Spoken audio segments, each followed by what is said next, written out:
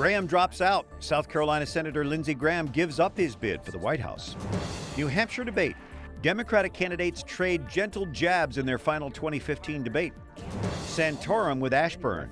Presidential hopeful Rick Santorum sits down with our political director. And caroling for life. Pro-lifers with an empty manger, serenade, and abortion clinic. Those stories and more on EWTN News Nightly for Monday, December 21st, 2015.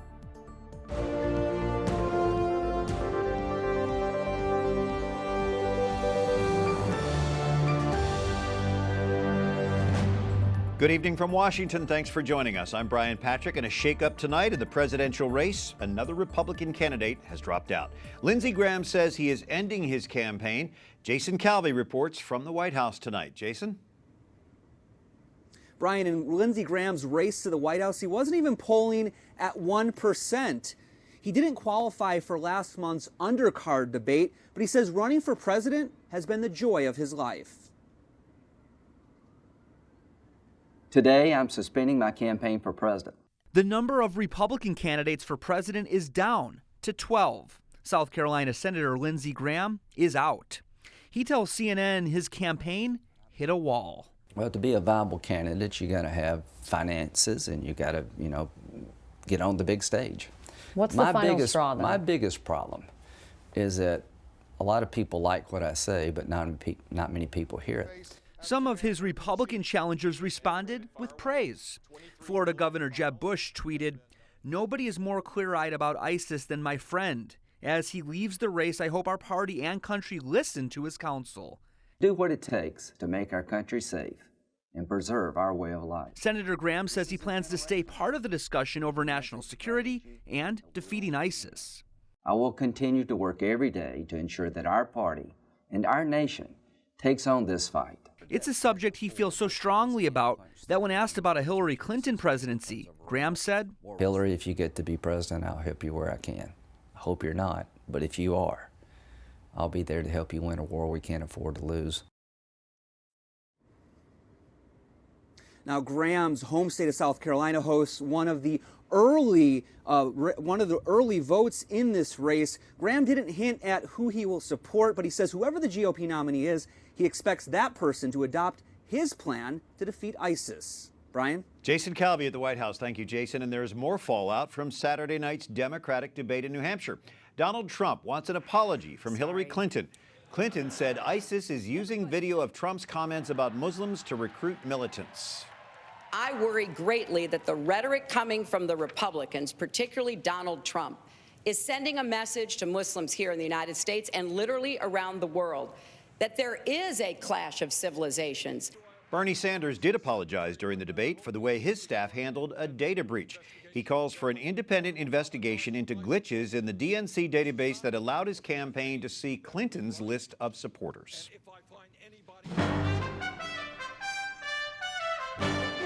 Other stories our EWTN News Nightly team is covering in today's world. Pope Francis urges Vatican bureaucrats to show more honesty, humility, and sobriety. Non mi sento molto forte. The Holy Father saying he has the flu and doesn't feel very strong. He did lay out a list of virtues that should guide his collaborators' work.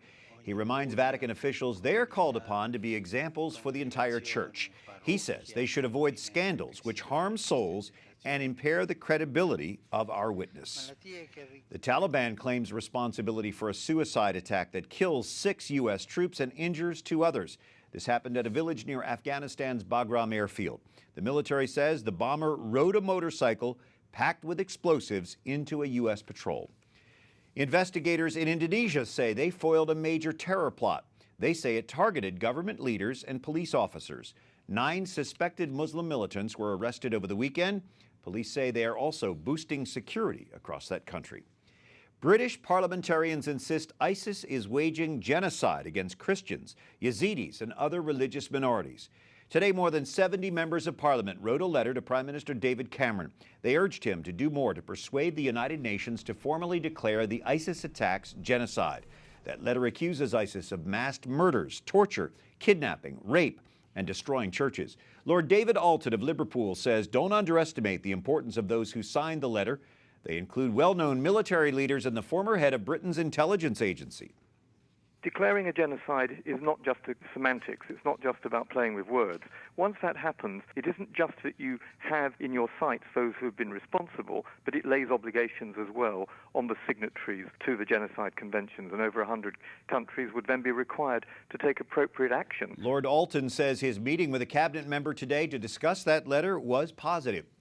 Investigators believe a deadly collision in Las Vegas was no accident. They say a woman intentionally drove her car onto the sidewalk, killing one person and injuring nearly 3 dozen. The sheriff says 24-year-old Nakisha Holloway didn't seem concerned when she was arrested. She is accused of murder with a deadly weapon. Like, it literally looked like she wasn't even trying to stop the car. She was just sitting there, like, just looking straight forward, not even moving. A toddler inside the suspect's car was not hurt. That crash injured people from several states, also some from Mexico and Canada. A landslide in China sparks a massive rescue effort. Nearly 100 people are still missing after a mountain of excavated soil and construction waste broke loose. Investigators say heavy rain saturated and destabilized the soil, ultimately causing it to collapse with massive force.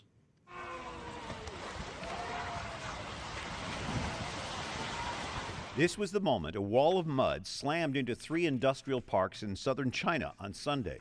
The sheer force of the landslide toppled multi-story buildings, burying some of them and smashing others to rubble.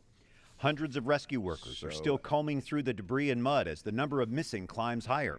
More than a dozen people are being treated in a local hospital. Among the injured, an 8-year-old boy. It was so scary, we just jumped off the building, he says. About 1,000 residents have been forced to leave their homes. They spent Sunday night sleeping in temporary shelters. Officials now say the cause of the landslide was man-made, a pile of earth and construction waste that grew as high as a 3-story building. Locals tell the Xinhua State News Agency that hundreds of trucks dump construction waste here every day for at least 2 years. The Chinese premier has ordered an investigation. Shenzhen is one of China's fastest growing cities with nearly 11 million people. It is considered the center of China's tech industry. Turning to politics now, with the Iowa caucus exactly 6 weeks away, Lauren Ashburn sits down tonight with GOP presidential candidate Rick Santorum.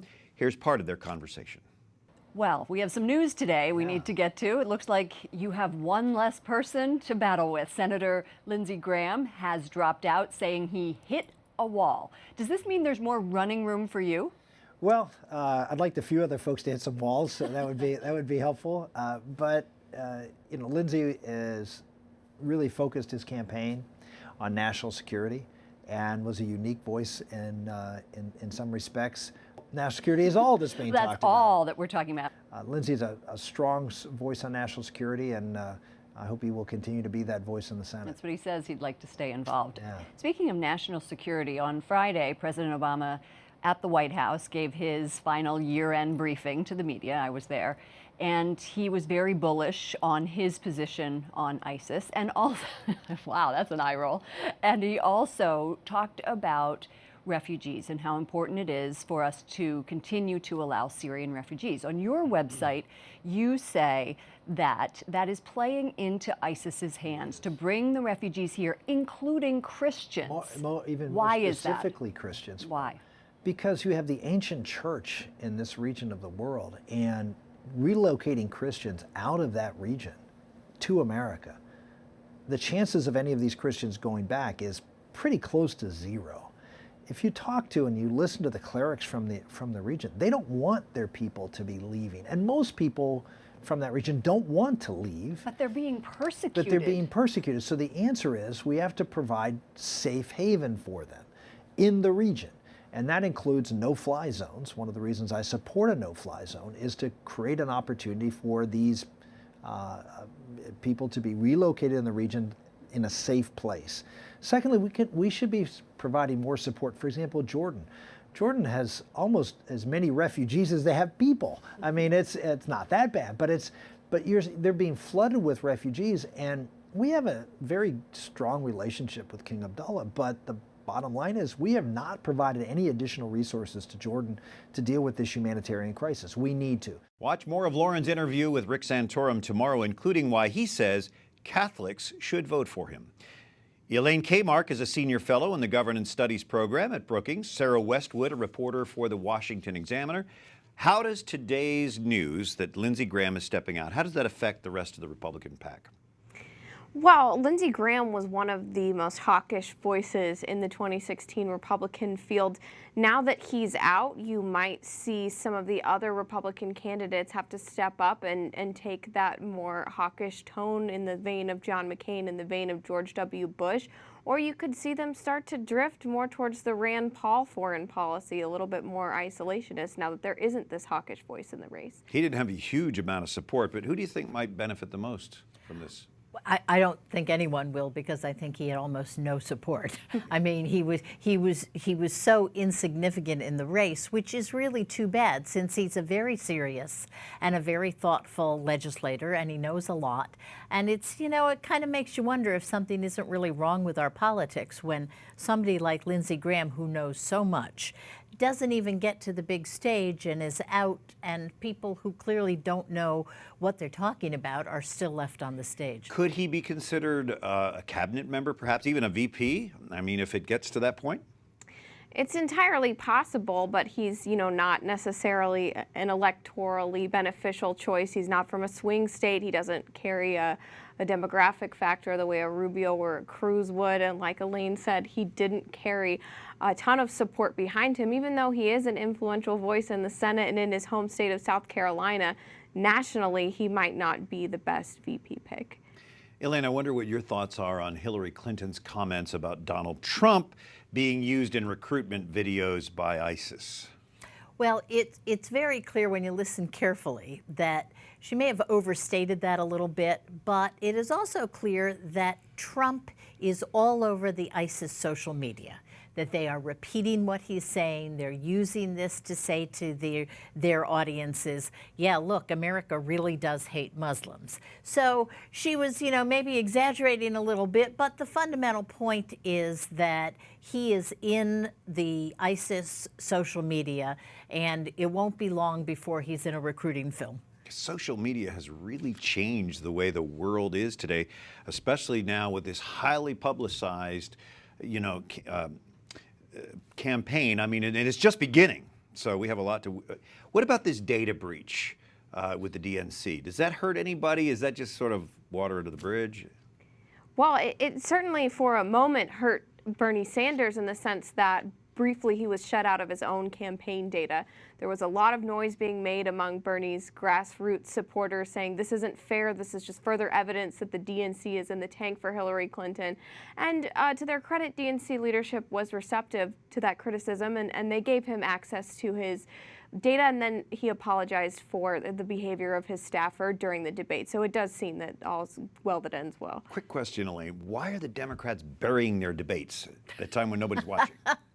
Well, I have no idea, really. I mean, it was unbelievable. I had to watch that debate on Saturday night, unfortunately. You and two others. Yeah, me and two other people. But they really have buried these debates, and it's actually too bad, because these debates are quite a contrast to the Republican debates, and I think it would have been better had the Democrats highlighted them a little bit more. Elaine Kamarck, Sarah Westwood, thank you both.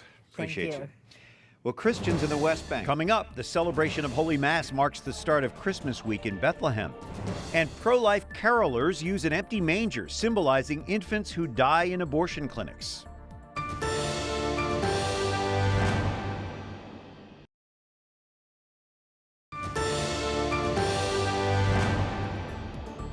Christians in the West Bank begin Christmas week celebrating with Holy Mass in Bethlehem. They gathered on the fourth Sunday of Advent at the Church of the Nativity, built over the spot where tradition says Jesus was born.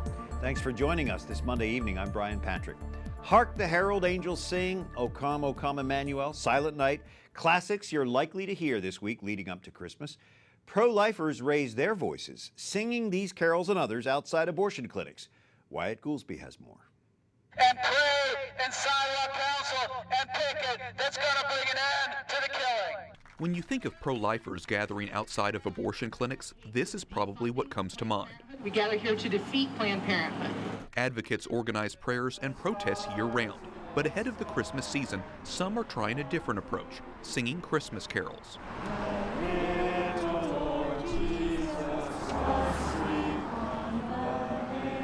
Here in Falls Church, Virginia, the goal is simple: bring joy to a place they say is in need of the Christmas story. I think God becoming flesh is a beautiful message, and he gives us a message of hope, and as a Savior, he's with us, God Emmanuel.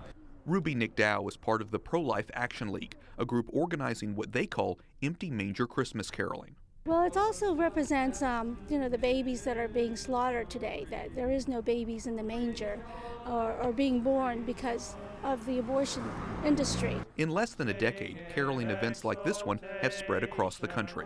Some pro-life advocates say the movement has been reinvigorated since a series of undercover Planned Parenthood videos were released this summer, raising allegations the abortion provider is selling parts of unborn babies. Get the manger off the sidewalk. It is blocking the sidewalk. Not everyone is as welcoming to these Christmas carolers, but organizers say that won't stop them. We have a message of hope, and some people do not like that. We're living in a culture that's anti-Christian, but we got to present our message of truth, whether they like it or not. And hopefully, through our prayers, that their hearts will be converted during this Christmas season.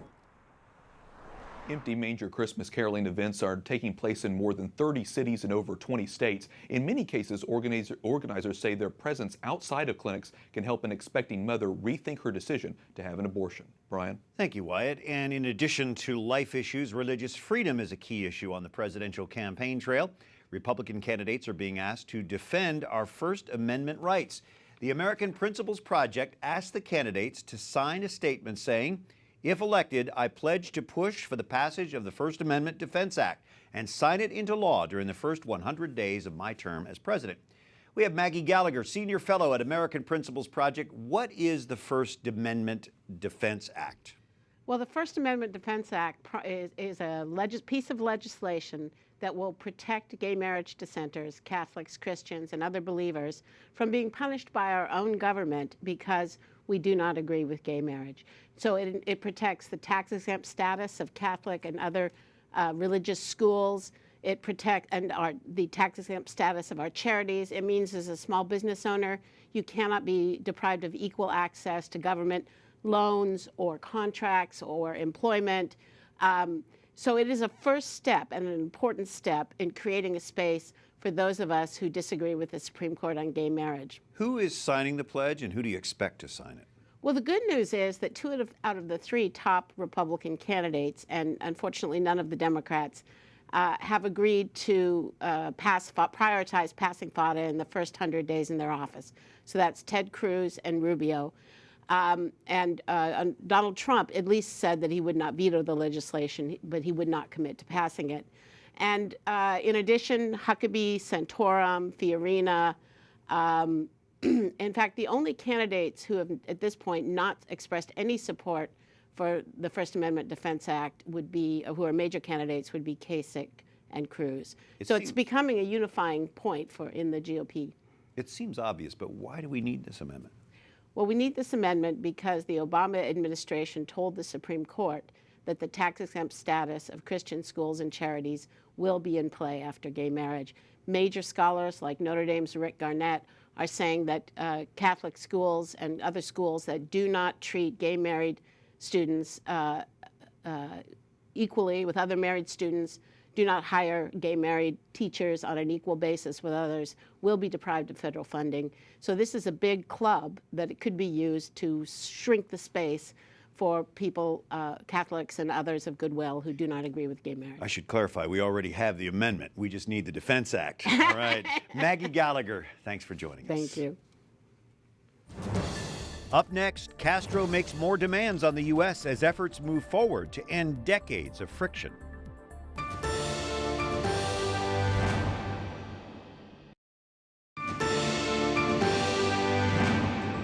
O radiant dawn, splendor of eternal light, sun of justice, come and shine on those who dwell in darkness and in the shadow of death. Today's O Antiphon for this Monday of the fourth week of Advent. Thanks for joining us. I'm Brian Patrick. 1 year ago, the U.S. and Cuba announced a process to begin normalizing diplomatic relations. Pope Francis played a key role in the negotiations leading to that decision. Archbishop Thomas Wenski joining us by Skype from Miami. Your Excellency, you're in close contact with Cuban Americans in your Archdiocese as well as the people of Cuba. How has the involvement of Pope Francis and his visit to Cuba done any good for the people of Cuba?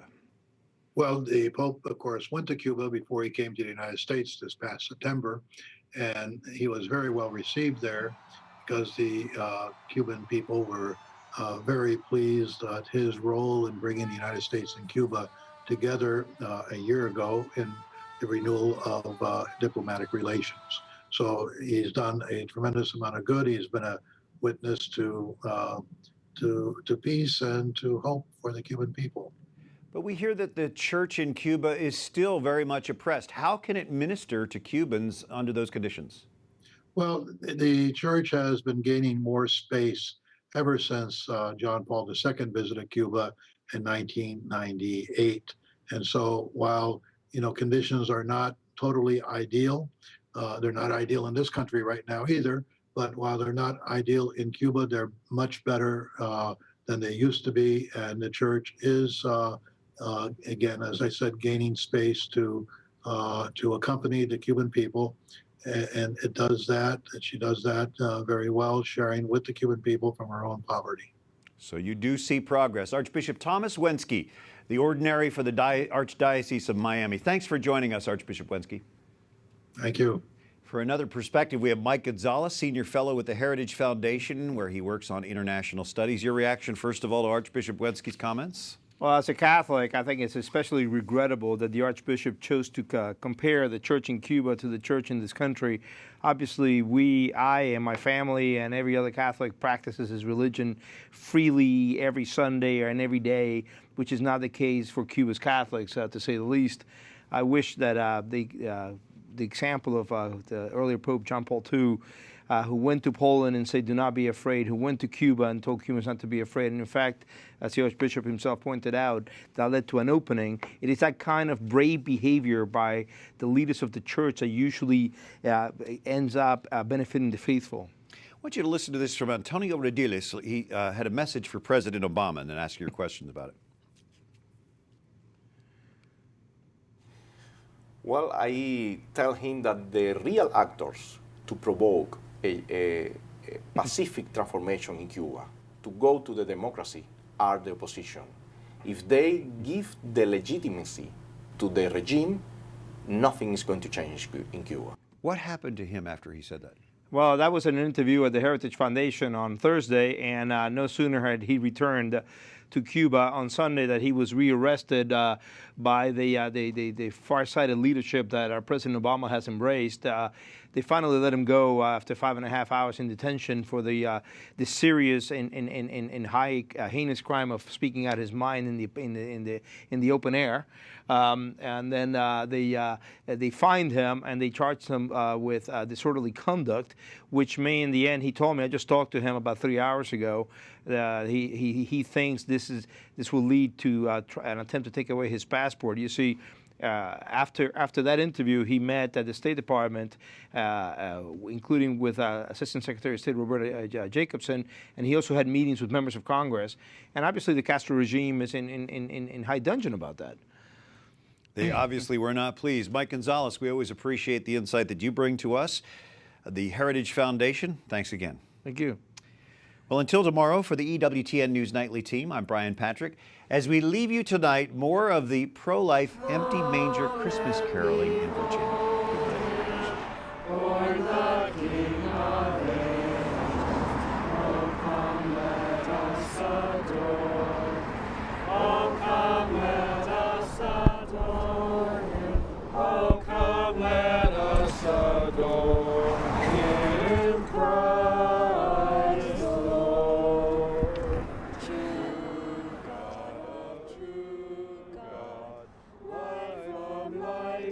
Eternal.